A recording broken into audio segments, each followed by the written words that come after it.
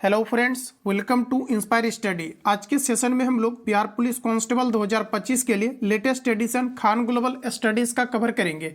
काफ़ी सारे छात्र इस बुक को लेकर के इस तरह से परेशान है कि इस बुक को कवर करने के बाद फाइनली आप बिहार पुलिस बन ही जाओगे। तो ऐसा देखिए बिल्कुल भी आपका संभव नहीं है। इस बुक में देखिए आपका मेरिट डिमेरिट में आपको बता दूं, इसमें आपका टोटल आपका जो है 35 आपका प्रैक्टिस सेट दिया गया है जो कि प्रीवियस ईयर का है, यानी कि 35 इसमें आपका प्रीवियस है और जिसमें कि आपका मात्र आपका 20 ही आपका है जो कि आपका न्यू एग्जाम पैटर्न पर आधारित आपका प्रैक्टिस सेट आपका इंक्लूड किया गया है। इस देखिए 35 में क्या है कि मात्र आपको 4 ही आपका जो है शिफ्ट का इसमें पेपर आपको दिया गया है जो कि 2024 का आपका करेंटली आपका पेपर कंडक्ट हुआ है, क्योंकि जो पैटर्न आपका चेंज हुआ है ये आपके 21,391 से चेंज हुआ है और इसके पहले जो आपका पैटर्न था ये आपका 12th बेसिस पर था। तो इस बार जो आपका पैटर्न चेंज हुआ है तो मात्र आपके लिए इसमें आपका 4 सेट है जो कि आपके एग्जाम मतलब आपको पैटर्न को डिसाइड करेगा, या फिर आप इससे जो है एक अंदाजा लगा पाएंगे 4 सेट से कि आपका क्या आपका प्रीवियस ईयर का एक्टिविटी रहा था। बाकी जो इसके पिछले का इसमें आपका पेपर दिया गया तो इसका कोई यहाँ पर मतलब नहीं है, क्योंकि ये आपका 12th बेसिस पर है और ये बिल्कुल आपके सेम एग्जाम पैटर्न पर आपका आधारित नहीं है। लेकिन काफ़ी सारे कैंडिडेट इस बुक को लेकर के सीरियस है और इस बुक को जैसे कि आप मान लिया जाए कि इसको लगाते हैं तो फिर अगर आप कोई दूसरा बुक जैसे परचेज करते हैं तो आप फिर उसमें क्या है कि उसमें भी आपका 20 या फिर आपका क्या है कि 30 आपका प्रीवियस ईयर पेपर रहता है और मात्र क्या है कि 10 आपका प्रैक्टिस सेट या 8 किसी में प्रैक्टिस सेट आपका रहता है। तो फिर आप क्या करते हैं उस बुक को फिर आप खरीदते हैं और जो आपका प्रीवियस ईयर मान लिया जाए कि खान सर के बुक से आप अगर आपने लगा लिया है तो फिर अगर आप यूनिक पब्लिकेशन या स्पार्क या किसी का भी बुक खरीदते हैं उसमें फिर क्या है कि आपको प्रीवियस ईयर दिया रहता है, फिर आप क्या करते हैं प्रीवियस ईयर को फिर आप लगाते हैं। तो इससे अच्छा ये होता है कि जो आपका न्यू एग्जाम पैटर्न पर आधारित जो भी आपका लेटेस्ट आपका पेपर कंडक्ट हुआ है 21,391 पोस्ट का, इसके बेसिस पर केवल अभी आपको प्रैक्टिस सेट आपको लगाना चाहिए, ना कि आपको बार बार प्रीवियस ईयर लगाना चाहिए। तो इस बुक को लेकर के काफ़ी सारे कैंडिडेट जो है काफ़ी सीरियस है, लगातार कॉल SMS करते हैं। तो मैं आपको बता दूं इसके अंतर्गत मात्र आपका जो है 20 आपका प्रैक्टिस सेट दिया गया है और 35 आपका प्रीवियस है। वो भी प्रीवियस में क्या है तो मात्र आपका 4 ही शिफ्ट का आपका 2024 का पेपर है जो करेंटली आपका बदलता हुआ आपका एग्जाम पैटर्न पर आधारित है। बाकी इसके पहले का है जो कि आपका उस समय आपका सिलेबस जो आपका 10th के समकक्ष आपका नहीं था और ये आपके 12th के समकक्ष आपका पेपर कंडक्ट होता था। तो मुझे लगता है कि आपका क्लियर हो गया होगा। और जो भी कैंडिडेट अगर किसी भी तरह का बुक परचेज करते हैं तो आपको प्रैक्टिस सेट खरीदना है, क्योंकि प्रैक्टिस सेट में ही आपका 10th बेसिस पर आपको सभी क्वेश्चन मिलेगा, जिसमें कि आपका प्रीवियस ईयर लिखा रहेगा कि इसमें 30 सेट 35 सेट दिया है तो उसको बिल्कुल भी नहीं ले। और इसमें देखिए आपका जो 20 आपका प्रैक्टिस सेट है इसको मैं जो है आपको कवर करा रहा हूं ताकि आपको प्रैक्टिस सेट लगाना है। प्रीवियस तो आपने ऑलरेडी लगा लिया है और मैंने भी इसका प्रीवियस ईयर लगा दिया है। तो अब अगर आप कोई भी बुक परचेज करते हैं तो प्रीवियस ईयर वाला नहीं करना है बल्कि आपको प्रैक्टिस सेट परचेज करना है। तो आइए, मुझे लगता है कि आप लोग समझ गए होंगे। तो साथियों, आज का पहला क्वेश्चन आपके सामने आ चुका है। अब आप सभी लोग इसका आंसर लगाएंगे। देखिए कहा जा रहा है कि भारतीय संविधान में कुल कितने भाग हैं, ये आपको पर पूछा जा रहा है। तो देखिए भारतीय संविधान में टोटल आपका 22 भाग है। अगर हम बात करें अनुच्छेद का तो टोटल आपका जो है 395 आपके आर्टिकल्स है यानी अनुच्छेद है। और अगर हम बात करें अनुसूची का तो टोटल आपका जो है 12 अनुसूची है। तो ध्यान रखेंगे, राइट आंसर आपका यहाँ पर सी करेक्ट हो जाएगा। चलिए अगला क्वेश्चन देखिए, नेक्स्ट हमारा दिया गया है कि मत यानी वोट देने का अधिकार भारतीय संविधान के किस अनुच्छेद में आता है। बताइए आप सभी लोग, राइट आंसर आपका क्या है। तो देखिए फ्रेंड्स, और देखिए अभी जो है किरण को लेकर के भी काफ़ी सारे कैंडिडेट कह रहे थे। किरण का देखिए जो इसके पहले का जो आपका बुक आया था जब आपका एग्जाम पैटर्न चेंज नहीं हुआ था उस समय भी आप देखिएगा तो किरण का सेम क्वेश्चन अभी के बुक में मिल जाएगा। तो काफ़ी सारे ऐसे भी एडिशन होते हैं जिसमें कि क्वेश्चन प्रीवियस ईयर का जो कि ऑलरेडी आपका पहले का पैटर्न पर आधारित था उसको भी क्या क्या है करेंटली आपका ऐड कर दिया है। और हम लोगों के पास क्या है कि सभी बुक लगभग आपका अवेलेबल है, लेकिन देखिए सभी बुक को कवर नहीं कराते क्योंकि सबसे पहले ये देखना होता है कि जो आपका एग्जाम पैटर्न है उस पर आधारित लेटेस्ट जो है क्वेश्चन किस में आपका इंक्लूड हुआ है। ऐसा नहीं कि जो आपका पिछला का पेपर है या फिर आपका 12th बेसिस सिलेबस आपका प्रिपेयर हुआ था डायरेक्टली कहीं से भी क्वेश्चन को उठा करके डाल देना। तो इस प्रकार से क्या है कि फिर आप वही चीज़ पढ़ेंगे। ठीक है, काफ़ी सारे एडिशन वाले ऐसे करते हैं और जो कि काफ़ी अच्छे एडिशन है जो कि आप देखेंगे तो क्वेश्चन को तोड़ करके फिर से बनाया गया है और जो 10th के समकक्ष बनाया गया है। तो ऐसे चीज़ों को आपको अवश्य कवर करनी चाहिए। अगला देखिए नेक्स्ट हमारा यहाँ पर कुछ इस प्रकार से है, कहा जा रहा है कि मत देने का अधिकार भारतीय संविधान के किस अनुच्छेद में आता है। तो देखिए आपका राइट आंसर हो जाएगा अनुच्छेद 326 के अंतर्गत मत देने का अधिकार आता है। तो आपका राइट आंसर सी हो जाएगा। अगर हम बात करें यहाँ पर कि 21 वर्ष से मत का अधिकार 18 वर्ष वाले उम्र के बच्चों के लिए जो किया गया है ये कब किया गया है। तो ध्यान रखेंगे 61वां संविधान जब आपका संशोधन हुआ 1989 में तो मत देने का जो अधिकार है 21 वर्ष से घटा करके 18 वर्ष कर दिया गया है। तो यहाँ पर देखिए आपका ऑप्शन आपका सी करेक्ट हो जाएगा। चलिए अगला क्वेश्चन कहा जा रहा है कि पूर्व पश्चिम गलियारा में पूर्वोत्तर भाग है। चलिए आंसर करेंगे फिर साथियों आप लोग। राइट आंसर क्या हो जाएगा? देखिए पूर्व पश्चिम गलियारा में पूर्वोत्तर भाग किसका है ये आपको यहाँ पर बतानी है, तो आपका राइट आंसर हो जाएगा सिलचर का। पूर्व पश्चिम गलियारा में पूर्वोत्तर भाग किसका है? तो राइट आंसर आपका हो जाएगा सिलचर। पहला ऑप्शन आपका करेक्ट हो जाएगा। अगला क्वेश्चन है कि हम्बनटोटा बंदरगाह किस राज्य में स्थित है? हम्बनटोटा दोस्तों अगर बंदरगाह की मैं बात करूं तो आपका राइट आंसर हो जाएगा श्रीलंका में है। देखिए वहाँ के एक जो है राष्ट्रपति थे महेंद्र नाम करके, महेंद्रा ऐसे करके नाम है, जिनके की नाम पर ये जो है हम्बनटोटा बंदरगाह को भी आपका नामांकित किया गया है। तो आप इन चीज़ों को भी याद रखेंगे। ये पूर्व वहाँ के जो है राष्ट्रपति थे। तो डी ऑप्शन आपका करेक्ट हो जाएगा। अगला क्वेश्चन नेक्स्ट कहा जा रहा है कि डेट्रॉयट नामक नगर किसके लिए प्रसिद्ध है? देखिए डेट्रॉयट नामक अगर दोस्तों नगर की बात करें तो ये आपका प्रसिद्ध है ऑटोमोबाइल उद्योग के लिए। तो राइट आंसर आपका बी हो जाएगा। और अगर आपको रेयर केस में ये पूछा जाता है कि ये जो आपका डेट्रॉयट नामक नगर है ये कहाँ पर है, तो ध्यान रखिएगा ये आपके अमेरिका के अंतर्गत आता है। तो बी आपका करेक्ट हो जाएगा। अगला क्वेश्चन है कि जनसांख्यिकी लाभांश होता है, बात हो रही है जनसांख्यिकी लाभांश का, तो आपका सही आंसर हो जाएगा 15 से 59 वर्ष के कार्यशील जनसंख्या को जनसांख्यिकी लाभांश कहा जाता है। तो पहला ऑप्शन आपका करेक्ट हो जाएगा। चलिए अगला क्वेश्चन हमारा कुछ इस प्रकार से है। कहा जा रहा है कि डाक संशोधन विधेयक में पॉकेट वीटो का प्रयोग किस राष्ट्रपति ने किया था? डाक संशोधन विधेयक में पॉकेट वीटो का प्रयोग सर्वप्रथम किस राष्ट्रपति के द्वारा किया गया था? तो साथियों आपका राइट आंसर हो जाएगा ज्ञानी जेल सिंह के द्वारा सर्वप्रथम डाक संशोधन विधेयक में पॉकेट वीटो का प्रयोग किया गया था। एग्जाम के लिए इंपोर्टेंट रहेगा, आपका रिपीट किया गया है। तो बी ऑप्शन आपका करेक्ट हो जाएगा। अगला क्वेश्चन नेक्स्ट हमारा दिया गया है कि जो है महाराजाधिराज की उपाधि अपनाने वाला पहला गुप्त शासक कौन था? महाराजा, ठीक है, महाराजाधिराज की उपाधि अपनाने वाला पहला गुप्त शासक कौन था? तो हमारा राइट आंसर हो जाएगा चंद्रगुप्त प्रथम। सभी क्वेश्चन में आपको अटेम्प्ट लेना है और देखिएगा आप कितना एक्यूरेसी मेंटेन कर पा रहे हैं। अगला क्वेश्चन है कि भारतीय संविधान की अनुसूची 6 में किन किन राज्यों को शामिल किया गया है? इस क्वेश्चन में दोस्तों आप डबल स्टार लगाइए और ये काफ़ी ज़्यादा इंपॉर्टेंट है क्योंकि इसको मैंने प्रैक्टिस सेट में भी कवर कराया है। 2024 का जो करेंटली पेपर कंडक्ट हुआ है वहाँ पर भी मैंने कवर कराया है और बिहार में कक्षपाल का एग्जाम 2019 में आपका कंडक्ट हुआ है, वहाँ पर भी ये प्रश्न आपके जो है पूछे गए। तो देखिए भारतीय संविधान के जो है 6ठी अनुसूची में किन किन राज्यों को शामिल किया गया है? तो फ्रेंड्स आपका राइट आंसर हो जाएगा असम, त्रिपुरा, मेघालय व मिजोरम को शामिल किया गया है। तो सही आंसर आपका ए हो जाएगा। ठीक है, असम, त्रिपुरा, मेघालय व मिजोरम को 6ठी अनुसूची के अंतर्गत शामिल किया गया है। तो पहला ऑप्शन आपका करेक्ट हो जाएगा। अगला क्वेश्चन है कि नील दर्पण नामक पुस्तक किसने लिखी है? नील दर्पण नामक पुस्तक किनके द्वारा लिखा गया है? तो सही आंसर हमारा हो जाएगा ये आपके दीनबंधु मित्र के द्वारा लिखा गया है। बी ऑप्शन करेक्ट हो जाएगा। जो भी छात्र ओनली 99 में पेड बैच के अंतर्गत एनरोल होना चाहते हैं आप सभी लोग इस नंबर पे कॉल या एसएमएस करके आप इंक्वायरी ले सकते हैं, जिसमें कि कंप्लीट आपको डेली नए नए आपको प्रैक्टिस सेट प्लस इसका discussion PDF A to Z आपको आंसर टिक करके मिल जाता है। यानी कि एक आपको फील आएगा कि आप जो है अच्छे तरीका से यानी टेक्स्ट बुक के जैसे आप टेस्ट मार रहे हैं। यानी इसके पहले क्या है कि आपको प्रैक्टिस सेट आपको मिल जाएगा बैच में। जैसे आप प्रैक्टिस सेट आपको मिल गया तो आप टेस्ट लगा लीजिएगा, पहले कितना आपका सही हुआ आप मिला भी सकते हैं, आंसर शीट आपको मिल जाता है। फिर इसी का क्या है कि जो आपका पीडीएफ जाएगा सेट के रूप में आपका टेस्ट के रूप में, इसका आपको आंसर टिक करके भी इसका जो है पीडीएफ आपको मिल जाता है, ताकि जो क्वेश्चन आपसे छूट गया आप उसको अच्छे तरीका से जो है रिवीजन कर पाए, तभी आपका इंप्रूवमेंट आएगा। जो क्वेश्चन आपका छूट गया उसको जो है आंसर टिक करके आपको मिल जाता है, यानी पूरा सेट ही आपको आंसर टिक करके मिल जाता है बुक का, ताकि आप जो है प्रॉपर तरीका से चीज़ों को रिवीजन कर पाएँ। और एनसीईआरटी जो अभी आपका कंप्लीटली एनसीईआरटी बेस्ड आपका एग्जाम पैटर्न हुआ है, इसके आधारित आपका टॉपिक वाइज और चैप्टर वाइज आपको A to Z आपका चीज़ें जो है आपको क्लियर कराई जा रही है। साथ ही साथ आपको आंसर आपको टिक करके भी पीडीएफ दिया जा रहा है, ताकि आप प्रॉपर तरीका से सभी चीज़ों को आप रिवीजन कर पाएँ। तो अगर आप चाहते हैं बेहतर इंप्रूवमेंट तो आप सभी लोग इस नंबर का जो है कॉल या एसएमएस करके इस नंबर पर आप इंक्वायरी ले सकते हैं। डायरेक्टली जो है सारी चीज़ें आपको बता दी जाएगी। 7050513705 पे आप कॉल या एसएमएस करके इंक्वायरी ले सकते हैं। और जो करेंटली मैं भी आपको चीज़ें कवर करा रहा हूँ ये सारा कुछ आपको आंसर टिक करके पीडीएफ आपका इसी बैच के अंतर्गत आपका जाता है।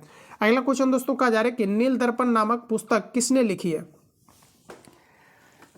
चलिए बताइए आप लोग राइट आंसर क्या हो जाएगा। नील दर्पण जो पुस्तक है फ्रेंड्स आपका ये दीनबंधु मित्र के द्वारा लिखा गया है। तो बी ऑप्शन आपका करेक्ट हो जाएगा। मार्केट में जितनी भी आपका लेटेस्ट एडिशन है ये सभी कुछ आपका जो है बैच के अंतर्गत आपका जा रहा है, प्लस आपका पटना के ऑल सेंटर का क्लास नोट्स भी आपको दिए जा रहे हैं। अगला क्वेश्चन है कि कहा जा रहा है कि निकोलो कॉन्टी नामक इटालवी यात्री किसके शासनकाल में भारत आया था? चले आंसर बताएंगे। निकोलो कोंटी नामक इटावली यात्री भारत किसके शासनकाल में आए थे? तो दोस्तों आपका राइट आंसर हो जाएगा देवराय द्वितीय के शासनकाल में, तो बी ऑप्शन आपका करेक्ट हो जाएगा। अगला क्वेश्चन है कि अवध के ब्रिटिश साम्राज्य में मिलन के समय अवध के नवाब कौन थे? चलिए आंसर करेंगे। देखिए क्वेश्चन का जा रहा है कि अवध के ब्रिटिश साम्राज्य में मिलन के समय अवध के नवाब कौन थे, ये आपको यहाँ पर बताना है। तो देखिए सही आंसर हमारा हो जाएगा ऑप्शन ए वाजिद अली शाह। अगला क्वेश्चन है हाइसिस नामक उपग्रह का प्रक्षेपण किस यान से किया गया था? चलिए आंसर करेंगे। तो देखिए हाइसिस नामक उपग्रह का प्रक्षेपण PSLV C-43 के द्वारा किया गया था, जिसका फुल फॉर्म आपका the polar satellite launch vehicle होते हैं। तो आप ध्यान रखेंगे कि जो हाइसिस नामक उपग्रह का प्रक्षेपण किया गया था ये आपका PSLV C-43 के द्वारा किया गया था, तो सी ऑप्शन सही हो जाएगा। अगला है कि ऑस्ट्रेलियन ओपन 2019 की महिला एकल किताब की जो है विजेता कौन थी, ये आपको यहाँ पर बताना है। तो साथियों अगर बात करें कि ऑस्ट्रेलियन ओपन 2019 की महिला एकल विजेता कौन बनी थी, तो देखिए हमारा राइट आंसर हो जाएगा ये आपके नाओमी ओसाका बनी थी। अगला क्वेश्चन है कि लालजी टंडन बिहार के कौन से राज्यपाल हैं? लालजी टंडन बिहार के कौन से राज्यपाल के रूप में बने थे? तो देखिए आपका राइट आंसर हो जाएगा 30वां राज्यपाल के रूप में बने थे। राज्यपाल की नियुक्ति आर्टिकल 155 के तहत भारत के राष्ट्रपति के द्वारा किया जाता है, तो बी करेक्ट हो जाएगा। अगला क्वेश्चन है कि बिहार का न्यूनतम जनसंख्या वाला जिला कौन सा है? बिहार का न्यूनतम जनसंख्या वाला जिला की बात करें तो ये आपका राइट आंसर हो जाएगा शिवहर, बी ऑप्शन आपका करेक्ट हो जाएगा। चलिए नेक्स्ट क्वेश्चन का जा रहा है कि असहयोग आंदोलन प्रारंभ होने का कारण क्या था? देखिए असहयोग आंदोलन जो हुआ था ये जलियांवाला बाग हत्याकांड के कारण से हुआ था, और असहयोग आंदोलन जो हुआ था फ्रेंड्स आपके 1920 में हुआ था, ध्यान रखेंगे। तो आपका देखिए राइट आंसर हो जाएगा ऑप्शन नंबर आपका सी। जलियांवाला बाग हत्याकांड कब हुआ था? तो ये आपका 13 अप्रैल 1919 को जलियांवाला बाग हत्याकांड हुआ था, जिसके कारण से पुनः असहयोग आंदोलन चलाया गया था। तो राइट आंसर आपका सी करेक्ट हो जाएगा। चलिए नेक्स्ट क्वेश्चन हमारा दिया गया है कि घातक क्या है? तो देखिए घातक की बात करें तो एक प्रकार का लड़ाकू विमान है। वर्ष 2020 के लिए विश्व की स्थापन राजधानी किस शहर को घोषित किया गया था? तो देखिए कुछ क्वेश्चन आपके करंट का होगा जो कि आपका पीछे का पूछ दिया जाता है रेयर केस में, क्योंकि करंट का कोई दायरा नहीं होता है, तो एक दो क्वेश्चन आपका रेयर केस में ही आपका आता है। हालांकि करंट में आपको अलग से कवर कराऊंगा, तो इस क्वेश्चन को यहाँ से आप लोग जो है स्किप करके चल सकते हैं। वर्ष 2020 के लिए विश्व की स्थापना राजधानी किस शहर को घोषित किया गया था? तो देखिए 2020 ये आपका आ सकता है क्योंकि आपका लास्ट डेटा है 2000 या स्थापना राजधानी को लेकर के। तो यहाँ पर आपका जो राइट आंसर होगा ये आपका रियो डी जेनेरियो होगा, राइट आंसर आपका बी हो जाएगा। अगला क्वेश्चन नेक्स्ट का जा रहा है कि बिहार का सर्वाधिक लिंगानुपात वाला जिला कौन सा है अकॉर्डिंग टू 2011? बिहार का सर्वाधिक लिंगानुपात वाला जिला की बात करें तो आपका सही आंसर हो जाएगा गोपालगंज। बिहार में शिशु मृत्यु दर कितना है? फ्रेंड्स काफी इंपॉर्टेंट क्वेश्चन है। बिहार में शिशु मृत्यु दर की अगर बात करें तो ये आपका 38 है, पहला ऑप्शन आपका करेक्ट हो जाएगा। चलिए नेक्स्ट क्वेश्चन है कि बिहार के कितने प्रतिशत भूभाग पर अति सघन वन है? अगर हम बात करें सबसे अधिक वन का क्षेत्रफल के दृष्टिकोण से तो ये आपके मध्य प्रदेश आ जाएगा, जबकि वन घनत्व की अगर बात करी जाए तो ये आपके अरुणाचल प्रदेश आ जाएगा। तो देखिए बिहार के कितने प्रतिशत भूभाग पर अति सघन वन है? तो फ्रेंड्स आपका राइट आंसर हो जाएगा 0.35% भाग पर। बिहार के अंतर्गत सबसे अधिक जो वन पाया जाता है ये आपके कैमूर में पाया जाता है। अगला क्वेश्चन है कि रंगन राजन कमेटी कब गठित की गई थी? तो देखिए बात करें हम लोग रंगराजन कमेटी की गठन कब किया गया था, तो 2005 से। भारत में सूचना का अधिकार अधिनियम भी 2005 से पारित हुआ है। अगला क्वेश्चन कहा जा रहा है कि बिहार में अंतर्जातीय विवाह प्रोत्साहन योजना के तहत कितनी राशि दी जाती है? बिहार में अंतर्जातीय विवाह प्रोत्साहन योजना के तहत कितनी राशि दी जाती है? तो आपका राइट आंसर हो जाएगा 1 लाख रुपया दिया जाता है, तो डी ऑप्शन आपका करेक्ट हो जाएगा। चलिए अगला क्वेश्चन देखिए नेक्स्ट हमारा कुछ इस प्रकार से है। अंतर्राज्यीय परिषद का सदस्य नहीं होता है। अंतर्राज्यीय परिषद का सदस्य राज्यपाल नहीं होता है, तो राइट आंसर आपका ए हो जाएगा। देखिए याद रखेंगे कि किसी भी राज्य के अंतर्गत राष्ट्रपति शासन की घोषणा राज्यपाल के सिफारिश पर किया जाता है और राज्यपाल की नियुक्ति आर्टिकल 155 के तहत किया जाता है, तो आपका पहला ऑप्शन करेक्ट हो जाएगा। और जो आपके राज्यपाल होते हैं इनका कार्यकाल ये राष्ट्रपति के मन पर डिपेंड करता है। अगर राष्ट्रपति कभी भी चाहे तो राज्यपाल को हटा सकता है, तो आपका देखिए पहला ऑप्शन करेक्ट हो जाएगा। पुनः अगर हम लोग यहाँ पर बात करें तो राज्यपाल के द्वारा सीएम यानी चीफ मिनिस्टर की नियुक्ति की जाती है, जो कि आर्टिकल 164 के तहत किया जाता है। तो इतने पॉइंट याद रखेंगे। अगला क्वेश्चन है कि बिहार धारणीय विकास से संबंधित बोर्ड है? बिहार धारणीय विकास से संबंधित बोर्ड क्या है? तो आपका राइट आंसर हो जाएगा योजना और विकास विभाग जो है ये बिहार धारणीय विकास से संबंधित बोर्ड है। तो योजना और आपका विकास विभाग करेक्ट आंसर हो जाएगा। तो पहला ऑप्शन यहाँ पर अगर आपने दिया है तो बिल्कुल आपका सही है। जैसे ही आपका सेशन खत्म होता है तो आप सब लोग बताएंगे कितना आपने एक्यूरेसी मेंटेन किया है और आप सब लोग आंसर लगाते चलेंगे। अगला क्वेश्चन है साथियों 1919 में दरभंगा किसान आंदोलन के प्रमुख नेता कौन थे? ये क्वेश्चन आपके कई बार रिपीट भी किया गया है। अगर हम सबसे पहले ये बात करें कि 1857 की क्रांति का नेतृत्व बिहार से किया था आपका वीर कुंवर सिंह ने, जो कि आरा के जगदीशपुर से इन्होंने नेतृत्व किया था। और 1919 से आपका जो है 20 में दरभंगा किसान आंदोलन के प्रमुख नेता कौन थे ये आपको यहाँ पर बताना है। कई बार यहाँ से क्वेश्चन आपका रिपीट भी हुआ है। तो देखिए यहाँ पर आपका जो करेक्ट आंसर हो जाएगा ऑप्शन आपका यहाँ पर बी करेक्ट हो जाएगा। शाहजानंद सरस्वती थे जो कि 1920 और 1919-20 में जो है दरभंगा किसान आंदोलन के प्रमुख नेता थे। तो देखिए बी ऑप्शन आपका करेक्ट हो जाएगा। चलिए अगला क्वेश्चन नेक्स्ट दिया गया है कि प्रकाश संश्लेषण किससे होता है?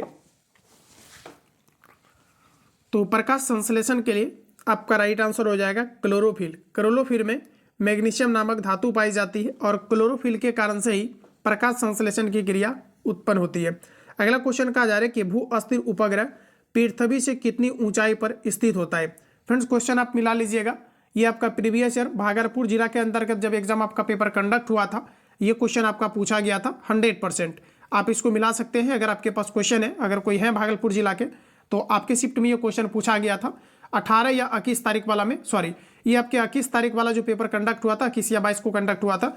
ये क्वेश्चन आपको मिल जाएगा हुबहू। देख लीजिए प्रश्न आपका प्रीवियस का भी आपका रिपीट होता है। अगला क्वेश्चन कहा जा रहा है कि भू अस्थिर उपग्रह पृथ्वी से कितनी ऊंचाई पर स्थित होता है? ये आपको पर पूछे जा रहे हैं। तो देखिए हमारा राइट आंसर हो जाएगा 3600 किलोमीटर। सही आंसर आपका सी हो जाएगा। अगला क्वेश्चन है कि एक सींग वाला गेंडा किस राज्य में पाया जाता है? एक सींग वाला जो गेंडा है ये असम के अंतर्गत काजीरंगा नेशनल पार्क में पाया जाता है। डी ऑप्शन आपका करेक्ट हो जाएगा। पूछा भी जाता है काजीरंगा नेशनल पार्क किस लिए प्रसिद्ध है? तो एक सींग वाले गेंडे के लिए आपका प्रसिद्ध है। भारत का राष्ट्रीय वृक्ष क्या है? तो भारत का राष्ट्रीय वृक्ष हमारा राइट आंसर हो जाएगा बरगद। ऑप्शन आपका सी करेक्ट हो जाएगा। नेक्स्ट कहा जा रहा है कि पृथ्वी दिवस कब मनाया जाता है? ये आपके 2024 में भी क्वेश्चन आपका पूछा है पृथ्वी दिवस कब मनाया जाता है, और ये सभी क्वेश्चन मैंने आपको कवर करा दिया है। तो मुझे लगता है कि प्रश्न आपके नहीं छूटने चाहिए। तो दोस्तों अगर हम बात करें पृथ्वी दिवस किस तिथि को सेलिब्रेट की जाती है तो आपका यहाँ पर राइट आंसर हो जाएगा 22 अप्रैल को मनाया जाता है। जबकि अगर हम बात करें थोड़ा सा 22 मार्च का, तो 22 मार्च को देखिए बिहार दिवस और विश्व जल संरक्षण दिवस के रूप में मनाया जाता है, जबकि पृथ्वी दिवस के रूप में 22 अप्रैल को मनाया जाता है। तो सही आंसर आपका बी हो जाएगा। अगला क्वेश्चन है कि ग्लोबल वार्मिंग किस गैस से होता है? Oxygen, carbon dioxide, nitrogen, ozone. तो ग्लोबल वार्मिंग के लिए प्रमुख रूप से आपके उत्तरदायी गैस होते हैं कार्बन डाइऑक्साइड। तो बी ऑप्शन आपका करेक्ट हो जाएगा। ग्लोबल वार्मिंग या ग्रीन हाउस प्रभाव इन्हीं को कहा जाता है। जब ग्रीन हाउस प्रभाव ऊंचे पैमाने पर होता है तो इसी को ग्लोबल वार्मिंग कहा जाता है, जिसके लिए कार्बन डाइऑक्साइड मुख्य रूप से उत्तरदायी होता है। अगला क्वेश्चन है कि उत्पादक और खाने के क्रम को क्या कहते हैं? उत्पादक और खाने के क्रम को क्या कहा जाता है? तो सही आंसर हमारा हो जाएगा खाद्य श्रृंखला। पहला ऑप्शन सही हो जाएगा। नेक्स्ट क्वेश्चन का जा रहा है कि आनुवांशिकता की सबसे छोटी इकाई क्या है? जीन आपका सही आंसर हो जाएगा। आनुवांशिकता की सबसे जो छोटी इकाई होता है इसे हम लोग जीन कहते हैं। तो राइट आंसर आपका डी होगा। डी ऑक्सीजनित रुधिर शरीर में किस में आता है? शरीर से किस में आता है? डी ऑक्सीजनित कहने का मतलब है कि जिसमें कि कार्बन डाइऑक्साइड आपका मिला हो, उसमें ऑक्सीजन नहीं होता है। तो ये देखिए आपके जो है सिरा के द्वारा आता है, और ऑप्शन के अकॉर्डिंग हमारा राइट आंसर हो जाएगा ये दोस्तों आपके दायां निलय में आता है। तो राइट आंसर आपका बी हो जाएगा। चलिए अगला क्वेश्चन देखिए। नेक्स्ट हमारा कहा जा रहा है कि प्रारंभिक खाद्य नहीं है। चलिए आंसर करिए आप सभी लोग, सही आंसर क्या है? तो देखिए प्रारंभिक खाद्य आपका नहीं हो जाएगा दूध। देखिए सब्जी, अनाज और फल ये सभी आपके जो है प्राथमिक के अंतर्गत आता है। अगला क्वेश्चन है कि भारत में प्रत्यावर्ती धारा AC का मान कितना होता है? ये क्वेश्चन आपके जमुई के अंतर्गत आपका पूछा गया है। आंसर इसका लगाइए, राइट आंसर क्या हो जाएगा? तो साथियों आपका पहला ऑप्शन करेक्ट हो जाएगा। ये आपका 50 हर्ज होता है। भारत में प्रत्यावर्ती धारा AC का जो फ्रीक्वेंसी होता है हमारे घरों में ये आपके 50 हर्ज होता है। तो पहला ऑप्शन आपका करेक्ट है। अगला क्वेश्चन दिया गया है कि टिक्का रोग किससे संबंधित है? बाजरा, मक्का, गन्ना, मूंगफली। तो राइट आंसर हमारा हो जाएगा मूंगफली से। टिक्का रोग मूंगफली से संबंधित है। अगला क्वेश्चन है कि ट्राइबेसिक एसिड क्या है। तो देखिए अगर हम बात करें ट्राइबेसिक एसिड का, तो ये आपके फॉस्फोरिक अम्ल होता है जिसे ट्राइबेसिक एसिड कहा जाता है। तो करेक्ट आंसर आपका सी हो जाएगा। अगर हम हाइड्रोक्लोरिक एसिड की बात करें तो ये आपके अमाशय अम्ल होता है जो कि व्यक्ति के पेट में पाया जाता है। सल्फ्यूरिक एसिड जिसे हम लोग H2SO4 कहते हैं और इसे अम्लों का राजा भी कहा जाता है। तो इस प्रकार से आपका करेक्ट आंसर सल्फ्यूरिक एसिड हो जाएगा जिसे अम्ल का राजा कहा जाता है या एक्वारेजिया को बनाने के लिए इसका प्रयोग किया जाता है। अगला दिया गया है नाइट्रिक एसिड जिसे HNO3 कहा जाता है और इसका प्रयोग एक्वारेजिया को बनाने के लिए भी किया जाता है। तो यहाँ पर एक बार फिर से मैं रिपीट कर रहा हूँ इसको पुनः। जो आपके HCl होता है हाइड्रोक्लोरिक एसिड, ये आपका पेट में पाया जाता है। सल्फ्यूरिक एसिड जिसे अम्लों का राजा कहा जाता है H2SO4 इसका फॉर्मूला होता है और इसी का प्रयोग बैट्रिक में भी किया जाता है। नाइट्रिक एसिड की अगर बात करें तो इसका फॉर्मूला होता है HNO3 जिसका प्रयोग एक्वारेजिया को बनाने के लिए किया जाता है। अगर दोस्तों हम लोग बात करें एक्वारेजिया का, तो इसमें आपका HCl होता है और आपका HNO आपका 3 होता है, जिसमें हाइड्रोक्लोरिक एसिड का आपका 3 भाग और नाइट्रिक एसिड का आपका 1 भाग होता है। इसको मिला करके एक्वारेजिया जिसे अम्लराज कहा जाता है ये आपका प्रिपेयर किया जाता है और इसका प्रयोग सोना को गलाने के लिए भी किया जाता है। अगला क्वेश्चन देखते हैं। नेक्स्ट हमारा दिया गया है, कहा जा रहा है कि एस्कॉर्बिक अम्ल किस विटामिन का नाम है। बताइएगा आप लोग राइट आंसर आपका क्या है। एस्कॉर्बिक एसिड विटामिन सी का नाम होता है, जबकि विटामिन ए को जो है हम लोग रेटिनॉल कहते हैं और बी को थायमिन और विटामिन डी को हम लोग जो है कैल्सीफेलोर कहते हैं। तो राइट आंसर आपका यहाँ पर सी हो जाएगा। चलिए अगला क्वेश्चन देखिए। नेक्स्ट हमारा कुछ इस प्रकार से दिया गया है, कहा जा रहा है कि धातु जब अम्ल से अभिक्रिया करती है तो कौन सी गैस उत्पन्न होती है। जब कोई धातु अम्ल के साथ अभिक्रिया करती है तो आपके हाइड्रोजन गैस का निष्कासन होता है। तो राइट आंसर आपका डी हो जाएगा। अगला क्वेश्चन है कि इलेक्ट्रॉनिक विन्यास 287 वाला अधातु तत्व कौन सा है। तो इसका देखिए आप काउंट कर लीजिए, 8 7 15 2 17 यानी कि आपका राइट आंसर हो जाएगा क्लोरीन, जो कि बी ऑप्शन में यहाँ पर आपको दिया गया है। अगला क्वेश्चन कहा जा रहा है कि जाइलम का क्या कार्य होता है। पेड़ पौधों में खनिज लवण का संचालन जाइलम के द्वारा होता है। जितने भी चीज़ों का अचीवमेंट जड़ के द्वारा होता है। तो सही आंसर आपका हो जाएगा जल का संवहन जो होता है जाइलम के द्वारा होता है। जबकि फ्लोएम की अगर दोस्तों बात करें तो फ्लोएम के द्वारा सूर्य प्रकाश की उपस्थिति के कारण जितने भी मटेरियल्स का अचीवमेंट होता है ये सारा कुछ आपका जो है फ्लोएम के द्वारा बॉडी के सभी अंगों तक पहुंचाए जाते हैं। पेड़ पौधों में फ्लोएम जो होता है ये आपका द्विदिशीय होता है, जिसमें कि ऊर्जा का संचालन सभी दिशाओं में होता है, जबकि जाइलम के द्वारा ऊर्जा का संचालन केवल ऊपर की दिशा में होता है। एक आपके पूछे जाते हैं कि जो आपके चालनी नलिकाएं होता है, ध्यान रखेंगे जो आपके चालनी नलिकाएं होती है ये आपके फ्लोएम उत्तक का ही आपका भाग होता है। अगला क्वेश्चन हमारा नेक्स्ट दिया गया है कि रासायनिक परिवर्तन कौन नहीं है।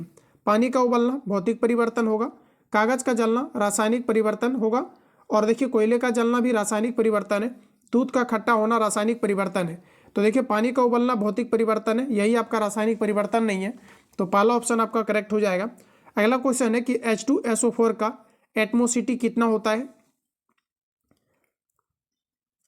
तो बताइएगा आप लोग राइट आंसर आपका क्या है। तो फ्रेंड्स आपका राइट आंसर हो जाएगा आपका ऑप्शन आपका डी, इसका एटमोसिटी या ऑक्सीडेशन आप कह सकते हैं। राइट आंसर आपका डी हो जाएगा जिसका सेवन होता है। अगला क्वेश्चन कहा जा रहा है कि साबुन का सह उत्पाद क्या है। साबुन का सह उत्पाद की अगर बात करें तो आपका राइट आंसर हो जाएगा ग्लिसरॉल, बी ऑप्शन करेक्ट हो जाएगा। रिपीट किया गया क्वेश्चन है, याद रखेंगे। अगला क्वेश्चन है कि इनमें से कौन सा कथन सही दिया गया है। देखिए पहला कहा जा रहा है कि द्रव्यमान हमेशा स्थिर रहता है जबकि भार बदलता है, जो कि आपका बिल्कुल करेक्ट हो जाएगा।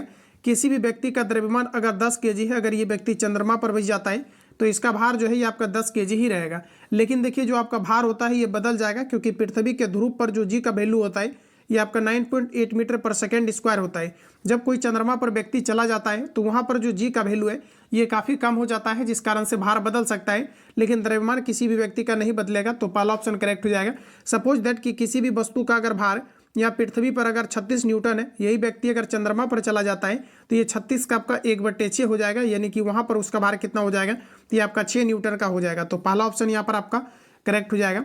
अगला क्वेश्चन कहा जा रहा है कि गिलास में पानी पर बर्फ तैर रहा है, यदि बर्फ पिघल जाए तो आयतन पर क्या प्रभाव पड़ेगा। तो फ्रेंड्स आपका राइट आंसर हो जाएगा आयतन वही रहेगा, किसी भी तरह का परिवर्तन नहीं होगा। मध्य कर्ण में इनमें से कौन सी हड्डी नहीं पाई जाती है। तो हमारे देखिए कान के अंतर्गत टोटल आपके एक कान में 3 हड्डियां पाई जाती है और पुनः जो है दूसरे कान में 3 हड्डियां पाई जाती है। तो इस प्रकार से मानव के कान में जो है टोटल आपके 6 हड्डियां पाई जाती है। इन देखिए आपका 3 हड्डियां का नाम क्या है, तो ये आपका हो जाएगा इंकस, मेलियस और अस्टेप्स नामक हड्डी पाई जाती है। इंकस, मेलियस और अस्टेप्स नामक हड्डी पाई जाती है। तो एक कान में 3 हड्डियां, दूसरे कान में आपकी 3 हड्डियां पाई जाती है। तो इस प्रकार से टोटल आपकी 6 हड्डियां हो गया। तो पूछा जा रहा है कि मध्य कर्ण में इनमें से कौन सी हड्डियां नहीं पाई जाती है। तो फ्रेंड्स आपका सही आंसर हो जाएगा ऑप्शन आपका डी, ये आपका हेमेट नहीं पाई जाती है। देखिए मेलियस पाई जाती है, इंकस और अस्टेप्स नामक हड्डी पाई जाती है। और हमारे बॉडी की जो सबसे छोटी हड्डी होती है ये आपका अस्टेप्स नामक ही हड्डी होती है। जबकि अगर सबसे बड़ी हड्डी की बात करी जाए तो ये आपकी जांघ की हड्डी होती है, जिसे कि फीमर कही जाती है। तो राइट आंसर आपका यहाँ पर हो जाएगा डी। चलिए अगला क्वेश्चन देखिए, नेक्स्ट हमारा दिया गया है पृथ्वी पर किसी वस्तु का पलायन वेग चंद्रमा पर उस वस्तु के पलायन वेग से क्या होगा। तो देखिए पृथ्वी पर पलायन वेग अधिक होगा, चंद्रमा पर कम होगा, क्योंकि वहां पर वायुमंडल नहीं है और वहां पर जी का वैल्यू बिल्कुल ना के बराबर होते हैं। अगला क्वेश्चन है 18 कैरेट सोने में शुद्ध सोने का परसेंटेज मात्रा क्या है। दोस्तों ये क्वेश्चन 100% आपका रिपीट करेगा, क्योंकि ये करेंटली आपका 2024 में आपका पूछा गया है और इसके पिछले शिफ्ट में भी कई बार ये प्रश्न आपका रिपीट किया गया है। तो देखिए शुद्ध जो सोना होता है ये आपके 24 कैरेट का होता है, लेकिन जब सोना का आभूषण प्रिपेयर किया जाता है तो ये आपका 18 कैरेट का, क्योंकि इसमें 6 भाग आपके कॉपर मिला दिया जाता है। तो जो 18 कैरेट का सोना होता है जिसका प्रयोग आभूषण बनाने के लिए किया जाता है, इसमें शुद्ध सोना का परसेंटेज मात्रा 75% होता है। तो इस प्रकार से आपका correct answer option number D आपका राइट हो जाएगा। अगला क्वेश्चन है कि लोहा के गैल्वेनीकरण में कौन सी धातु प्रयुक्त की जाती है। तो लोहा को सुरक्षित बनाने के लिए इसमें किस धातु का लेपन किया जाता है। तो इसमें देखिए आपका जो है जस्ता का किया जाता है, जिसे हम लोग जस्तीकरण कहते हैं। तो यहाँ पर देखिए आपका करेक्ट आंसर सी हो जाएगा। चलिए अगला क्वेश्चन देखिए, नेक्स्ट हमारा दिया गया है कि सबसे पहले किस जीव को अंतरिक्ष में भेजा गया था। तो देखिए कुत्ता को सबसे पहले लाइका नामक कुत्ता को भेजा गया था। अगला क्वेश्चन है कि ध्वनि तरंगे नहीं चल सकती है। निर्वात में ध्वनि गमन नहीं कर सकती है। ध्वनि को चलने के लिए माध्यम की आवश्यकता होती है, ध्यान में रखेंगे। और प्रकाश को चलने के लिए माध्यम की आवश्यकता नहीं होती है। तो अगर प्रकाश की हम लोग यहाँ पर बात करें तो प्रकाश निर्वात में गमन कर सकती है, लेकिन ध्वनि नहीं। तो सही आंसर आपका सी करेक्ट हो जाएगा। देखिए ध्वनि जो है सबसे तेज गति से गमन जो करती है ये आपकी ठोस में करती है। तो यहाँ पर आपका राइट आंसर सी हो जाएगा।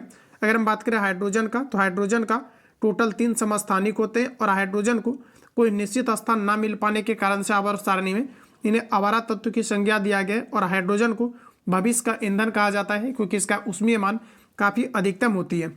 चलिए अगला क्वेश्चन देखिए, नेक्स्ट हमारा दिया गया है। अगला क्वेश्चन कहा जा रहा है कि किताब से हमेशा रहता है, यानी किताब में हमेशा क्या रहता है। एज ए रीजनिंग है आपका, राइट आंसर आपका अभी हो जाएगा पृष्ठ होता है क्रम में सजाए। चलिए इसको सजाइए आप लोग क्रम में। तो देखिए फ्रेंड्स आपके सबसे पहले इसमें आपका आ जाएगा भ्रूण आ जाएगा। भ्रूण के बाद देखिए आपका नवजात आएगा। नवजात के बाद आपका बच्चा आएगा। बच्चा के बाद आपका वयस्क बनेगा और वयस्क के बाद आपका क्या हो जाएगा, वयस्क के बाद आपका युवा होगा। वयस्क के बाद आपका क्या हो जाएगा, युवा होगा। और उसके बाद अगर हम यहाँ पर बात करें, देखिए यहाँ पर मिस हो गया। सबसे पहले यहाँ पर देखिए आपका दोस्तों आ जाएगा भ्रूण, ठीक है। तो पहले आपका आ जाएगा भ्रूण, तो 3 हो जाएगा। उसके बाद आपका नवजात आएगा, तो फिर आपका 2 हो जाएगा। नवजात के बाद दोस्तों आपका आएगा बच्चा। नवजात के बाद क्या होगा, बच्चा। तो ये आपका 1 आ जाएगा। उसके बाद देखिए आपका युवा होगा, ठीक है। उसके बाद आपका युवा होगा और फिर लास्ट में क्या होगा, आपका वयस्क बनेगा। तो इस प्रकार से आपका देख लीजिए 3, 2, 1, 5, 4, जो कि ऑप्शन नंबर आपको ए में दिया गया है। तो पहला ऑप्शन यहाँ से आपका करेक्ट हो जाएगा। अगला क्वेश्चन देखिए आपका रीजनिंग का है। इसका मैं आंसर बता दे रहा हूँ आपको। इसका करेक्ट आंसर आपका जो है सी हो जाएगा। तो आप लोग इसको देख लेंगे। जैसे कि देखिए सी आता है आपका 3 नंबर पर। 3, 2, 5 हो गया। 5 और 2 फिर आपका 7 हो गया। 7 और 2 आपका 9 हो गया। 9, 2, 11। तो 11 पर आपका आता है के। तो के देखिए यहाँ पर आपको हर एक में दिया गया है। अब देखिए एक्स से आपका भी हो गया है, भी से टी हो गया है, टी से फिर देखिए आपका आर हो गया है, यानी कि 2 आपका घट गया है। अब जैसे आर यानी 18 में 2 को घटाएंगे आप तो 16 होगा। 16 नंबर पर आपका पी आता है। तो इस प्रकार से देखिए के और पी आपका आ गया। अब यहाँ पर देखिए आपका 3 का स्क्वायर है, यहाँ पर 5 का है, यहाँ पर 7 का है और यहाँ पर देखिए 9 का है। तो अब आपका 11 का स्क्वायर होगा और 11 का स्क्वायर 121 हो जाएगा। तो राइट आंसर आपका इस प्रकार से सी निकल के आएगा। चलिए अगला क्वेश्चन देखिए, नेक्स्ट आपको दिया गया और ये भी सेम आपका जो है रीजनिंग का क्वेश्चन है, तो यहाँ पर इसको आप मिला लीजिएगा। इसका करेक्ट आंसर आपका पहला वाला राइट हो जाएगा। चलिए अगला क्वेश्चन देखिए, नेक्स्ट का जा रहा है कि एक व्यक्ति पूर्व में चलना प्रारंभ करता है, कुछ दूर चलने के बाद दाएं मुड़ता है और फिर कुछ दूर चलने के बाद बाएं मुड़ता है। अब वह किस दिशा की ओर जा रहा है? तो देखिए रीजनिंग आपके 2 से 3 क्वेश्चन का बदलता हुआ पैटर्न में आपका पूछा है, तो आप इस बेसिस पर इसको लगाएंगे और आपको लगेगा कि मैथमेटिक्स में ही इसको इंक्लूड करके पूछ दिया जा रहा है। तो देखिए अगर दोस्तों यहाँ पर बात करें तो सबसे पहले एक आपको डायरेक्शन क्रिएट करना है। एक व्यक्ति पूर्व की ओर चलना प्रारंभ करता है, यानी कोई व्यक्ति है जो कि पूर्व की ओर चलना प्रारंभ किया है, दैट मीन्स कि इस डायरेक्शन में चलना प्रारंभ किया है। प्रारंभ किया है, कुछ दूर चलने के बाद वह बाएं ओर मुड़ जाता है, तो इस ओर व्यक्ति मुड़ गया, बाएं ओर मुड़ जाता है, फिर वह कुछ दूर चलने के बाद दाएं ओर मुड़ जाता है, बाएं ओर, यानी कि फिर वह इस ओर जो है मुड़ गया। तो कह रहा है कि अब वह किस दिशा की ओर जा रहा है? तो देखिए ये आपका होता है पूर्व, और इस प्रकार आपका होता है, इस प्रकार से आपका इस पर जो है आपका पश्चिम होता है, यानी लेफ्ट साइड आपका पश्चिम होता है। तो आपका जो राइट आंसर इसका आएगा ऑप्शन आपका सी आ जाएगा। चलिए अगला क्वेश्चन हमारा कहा जा रहा है कि 35 छात्रों में ऊपर से सूरज का 12वां स्थान है। 35 टोटल छात्र हैं, सूरज जो है ऊपर से आपके 12वें स्थान पर आता है। चलिए सूरज है ये कोई व्यक्ति जो कि 12वें स्थान पे आ गया। अब कहा जा रहा है कि नीचे से उसका कौन सा स्थान होगा, ये आपको पर बताना है। तो टोटल आपका कितना है? 35 है। तो इसका देखिए 12वें स्थान पर तो ये ऑलरेडी आ गया है, तो यानी कि इसमें से आपको क्या करना है कि 13 को घटाना है, क्योंकि आप 12 को नहीं घटा सकते हैं ना, क्योंकि आपको 12 पर ही निकालना है कि इसका स्थान क्या है नीचे से। तो इसमें हम लोग ऐसा करते हैं कि इसमें से 13 को आप माइनस कर लीजिए तो 2 हो जाएगा, और यहाँ पर आपका 1 आ जाएगा। ठीक है, तो इस प्रकार से आपका आ जाएगा नीचे से आपका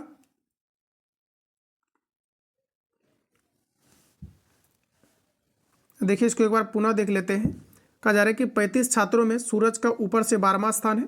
ठीक है, तो जैसे मान लिया जाए कि इसमें 35 छात्र है और सूरज जो आपका है ये आपके 12वें स्थान पर आता है। सूरज कोई व्यक्ति है जो 12वें स्थान पर आ रहा है, तो कहा जा रहा है कि नीचे से उसका कौन सा स्थान होगा, ये दोस्तों आपके पूछे जा रहे हैं। तो ऐसा करते हैं कि इसमें से नीचे से पूछा जा रहा है कि इसमें कौन सा स्थान होगा। तो सिंपली आपको क्या करना है कि टोटल आपका कितना है 35 है, और नीचे से हमें पूछा जा रहा है, तो वहाँ यहाँ से देखिए आपका टोटल यहाँ पर 12 हो गया है। तो नीचे से हमें बताना है कि ये कितने नंबर पे व्यक्ति जो है आपके आ रही है। तो ऐसा हम लोग यहाँ पर करते हैं कि जैसे कि मान लिया जाए सपोज दैट इसमें हम लोग 12 को माइनस कर देते हैं, तो यहाँ पर फ्रेंड्स आपका कितना हो जाएगा 3 हो जाएगा, और इसमें घटाएंगे तो हम लोगों का 2, यानी कि 20 आपका 3 आ जाए।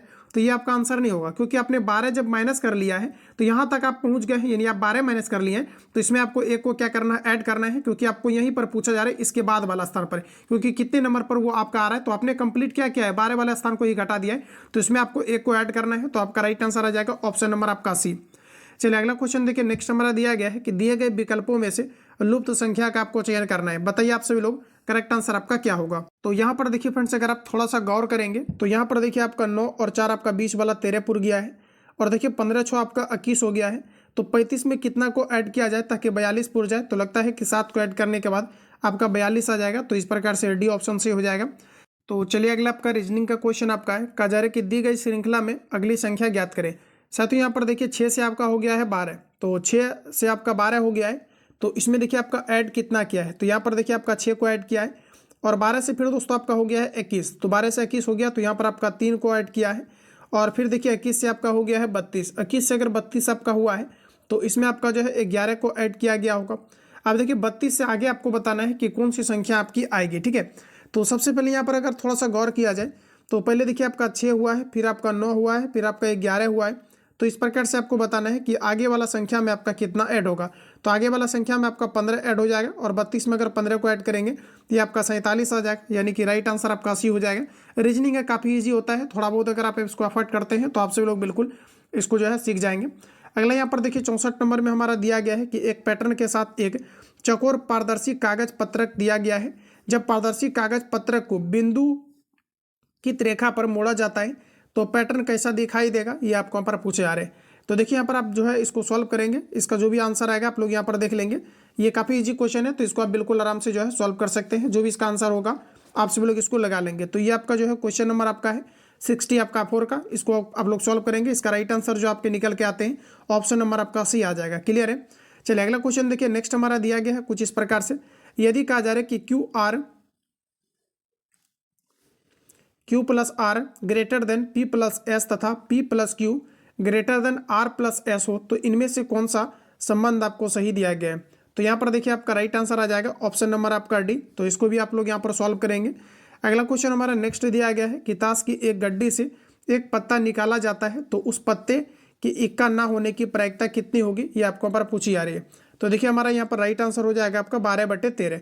कहा जा रहा है कि ताश की एक गड्डी से एक पत्ता निकाला जाता है, तो उस पत्ते की इक्का ना होने की प्रायिकता यानी प्रोबेबिलिटी कितनी होगी। तो आपका राइट आंसर हो जाएगा 12/13, क्योंकि देखिए आपके जो टोटल आपके प्रोबेबिलिटी होगा ये आपका 52 में से आपका बनेगा। तो टोटल आपका 52 पत्ता है, इनमें से कहा जा रहा है कि इक्का ना होने की, जब इक्का नहीं होगा तो इक्का को यहाँ से आप माइनस कर लीजिए, तो ये आपका कितना बच जाएगा 48। यानी इक्का ना होने की जो टोटल आपके प्रोबेबिलिटी होगा ये आपका 48 होगा। ओवरऑल आपके कितना में से, तो आपके 52 में से, ठीक है 52 में से इसको जैसे आप कैंसिल आउट करेंगे तो ये आपके कट जाएगा, तो ऊपर आपका 12 आ जाएगा और नीचे आपका आ जाएगा 13। तो इस प्रकार से आपका पहला ऑप्शन यहाँ पर राइट हो जाएगा। चलिए अगला क्वेश्चन कहा जा रहा है कि 9, 10, 12, 15 से पूर्णतः विभाजित होने वाली सबसे पूर्ण संख्या कौन सी होगी। तो फ्रेंड्स आपका यहाँ पर देख लीजिए चेक करके, इसका जो करेक्ट आंसर आपका निकल के आएगा, ऑप्शन आपका यहाँ पर आ जाएगा 180। ये ऑप्शन आपका करेक्ट हो जाएगा। दो संख्याओं का अंतर 24 है तथा बड़ी संख्या छोटी संख्या की 3 गुनी है, तो बड़ी संख्या क्या होगी, ये आपको हमारा पूछा जा रहा है। इस प्रकार के क्वेश्चन में मैं केवल हिंट्स करूंगा, आप सभी लोगों को कंप्लीट सॉल्व करनी है। तो कहा जा रहा है कि दो संख्या का अंतर 36 दिया गया है तथा बड़ी संख्या छोटी संख्या की 3 गुनी है। यानी मान लिया जाए कि जो छोटी संख्या स्मॉल नंबर है ये अगर आपका x है, तो बड़ी जो संख्या आपका होगा बिग नंबर, ये कहा जा रहा है कि आपका 3 गुनी है, तो ये आपका हो जाएगा 3x। अब कहा जा रहा है कि इन दोनों का जो अंतर है ये आपका 26 है, तो इन दोनों का अंतर आपका 26 है, तो मतलब है आपका 3x minus x equal to आपका कितना हो जाएगा 20 आपका 6। तो इसको आप लोग सॉल्व कर लीजिए, x का वैल्यू जो निकल के आएगा वही आपका आंसर हो जाएगा। तो यहाँ पर देखिए आपका जो भी आंसर आएगा आप लोग लगा लेंगे, इसका करेक्ट आंसर आपका जो है 30 आपका 9 आ जाएगा। चलिए अगला क्वेश्चन देखिए, नेक्स्ट हमारा दिया गया है कि 83 से पूर्णतः विभाजित 6 अंकों की सबसे बड़ी संख्या इनमें से आपका क्या होगा।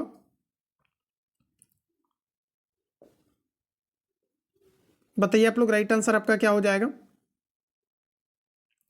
तो फ्रेंड्स इसका सही आंसर आपका निकल करके आएगा ऑप्शन नंबर आपका सी। तो आप लोग इसको जो है सॉल्व करेंगे, जो आपका 83 से पूर्णतः विभाजित 6 अंकों की सबसे बड़ी संख्या क्या होगा, आप डिवाइड करेंगे तो ये कंप्लीट आपका जो है कट जाएगा।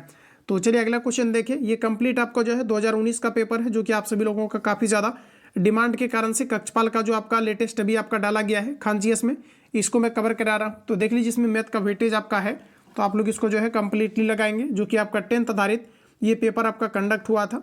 अगला क्वेश्चन है कि एक समकोण समद्विभाजक त्रिभुज का क्षेत्रफल 200 सेंटीमीटर स्क्वायर है, तो उसका विकर्ण कितना होगा, ये आपको पर बताना है। तो विकर्ण इसका 20 रूट आपका 2 आ जाएगा, राइट आंसर आपका बी हो जाएगा।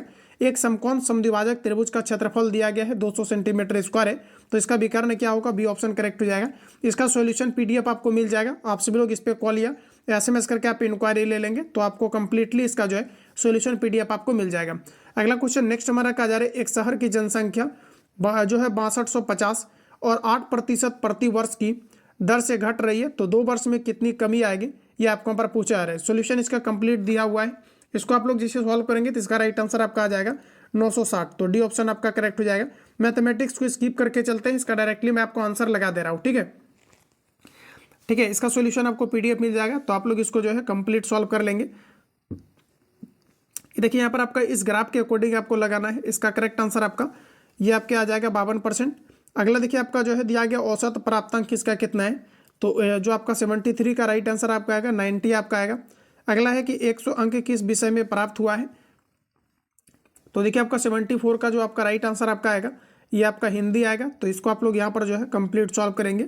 अगला देखिए आपका मैथमेटिक्स का है 75 नंबर आपका, इसका राइट आंसर आपका बी आ जाएगा।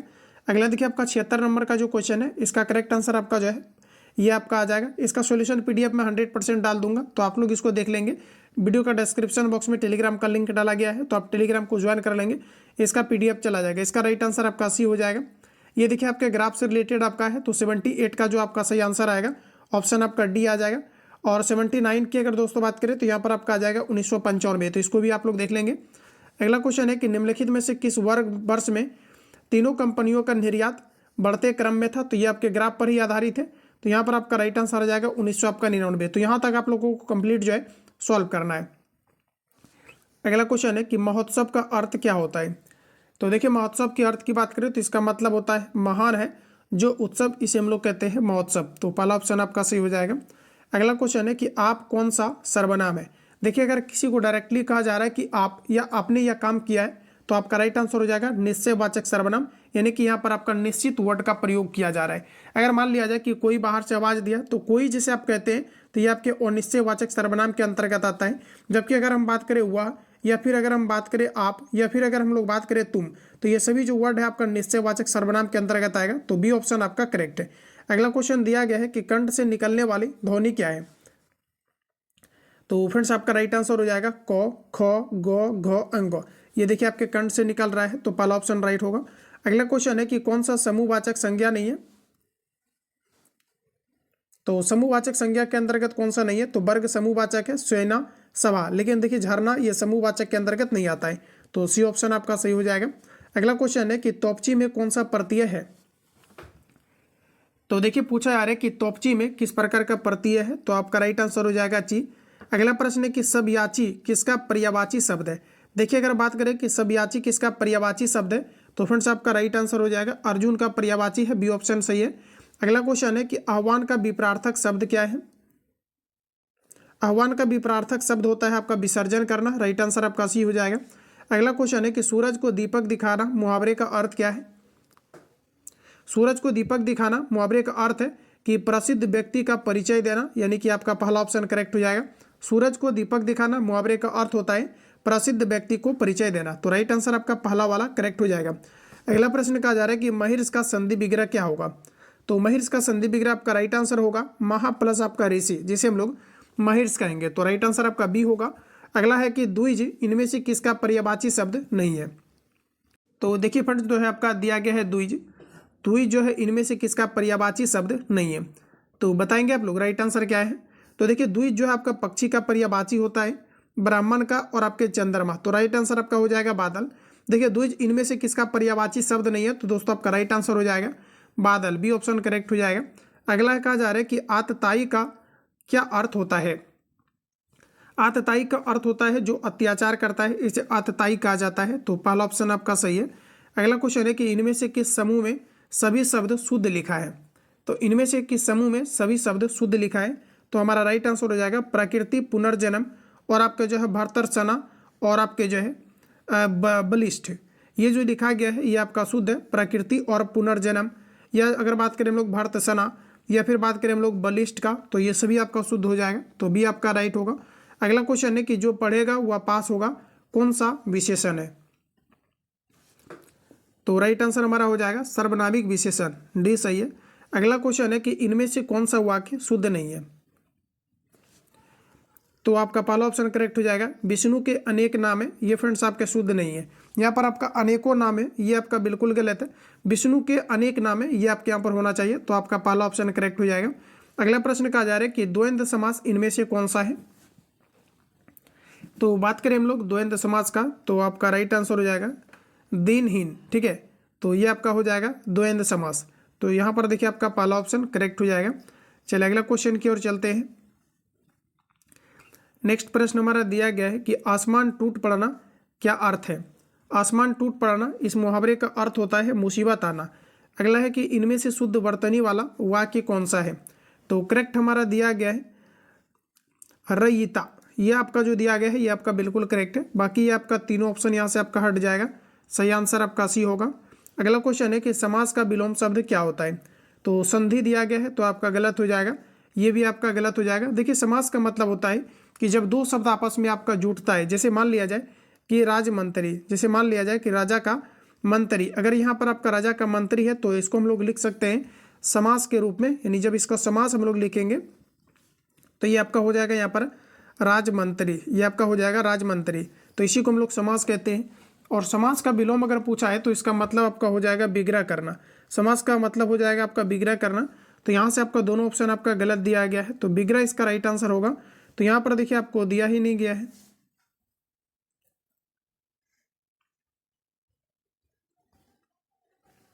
तो यहाँ पर दोस्तों जो आपका राइट आंसर होगा, कहा जा रहा है कि समास का विलोम क्या होगा, ये आपको हम पर पूछा है। तो देखिए आपका राइट आंसर हो जाएगा यहाँ पर आपका विच्छेद करना, ऑप्शन आपका बी करेक्ट हो जाएगा, विच्छेद करना। चलिए अगला क्वेश्चन देखिए, नेक्स्ट हमारा दिया गया है, कहा जा रहा है कि परिमाप से उपसर्ग कौन सा है। परिमाप में जो उपसर्ग है ये आपका परि उपसर्ग है, परिमाप।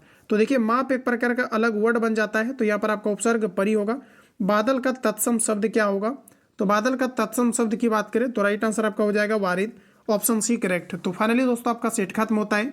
अगर आपको मैथ को लेकर के इरिटेशन हुआ है तो आप कमेंट बॉक्स में बताएंगे, मैथमेटिक्स का इसका जो है पीडीएफ आपको मिल जाएगा, तो इसका सॉल्यूशन पीडीएफ से आप लोग सॉल्व करेंगे। बाकी किसी प्रकार का डाउट या संशय हो तो आप कमेंट बॉक्स में अपना फीडबैक दे सकते हैं। मिलेंगे हम लोग नेक्स्ट क्लास में, तब तक के लिए जय हिंद, बेस्ट ऑफ लक।